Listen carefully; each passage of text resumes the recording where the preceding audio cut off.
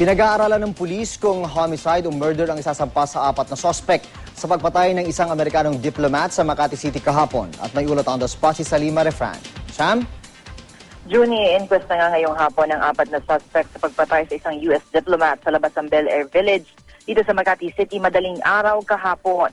Ang Makati City Police Chief, Senior Superintendent Manuel Lucban Jr., pinag-aaralan pa nila ang paghahain ng reklamong homicide o pagtaas na sa reklamo ng murder laban sa mga negosyanteng suspect na sina Juan Alfonso Abastillas, Crispin de la Cruz, Osric Cabrera at ang isa pang suspect na si Galicano Datu III, estudyante sa isang eksklusibong pamantasan sa Maynila. Base sa mga nakuha pang impormasyon mula sa mga saksi at sa napanood na CCTV ng mga investigador, nakainom ang dayuhan at naglalakad na papasok ng Bel Air Village sa May Kalayaan Avenue nang makasabay sa gate ang puting SUV sa kayang 4 na suspect. Nakitanong daw ito sa gwardiya ng subdivision habang iniinspeksyon ng SUV. Nang hindi pansinin ng mga suspect na inis daw ang dayuhan at 2 beses na hinampas ang sasakyan. Nagbabaan daw ang 4 na lalaki pero agad daw itinulak ng diplomat ang isa sa kanila dahilan para mauwi sa suntukan ng konfrontasyon. Nakatakbong duguan ng dayuhan na mahigit 50 metro pero hinabol pa ito ng 4 na lalaki at pinagsusuntok pa kahit bagsak na.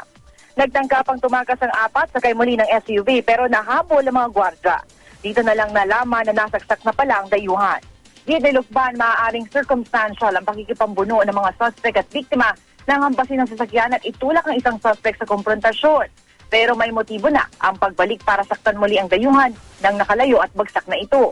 Nakikipag-ugnayan ng Embahada ng Amerika sa Makati Police para ihain ang nararapat na mga asunto sa mga suspect na pamang mga anak mayaman pa. Pinag-aaralan pa kung murder o homicide ay ikakaso sa mga suspect. Inaalam pa rin ng pulis kung sino sa 4 na suspect ang sumaksak sa US diplomat. Ang US Embassy naman ayaw pa rin ikumpirma ang pangalan ng napaslang dahil hindi pa rin daw nasasabihan ang mga kaanak nito sa Amerika. June? Maraming salamat, Salima Refran.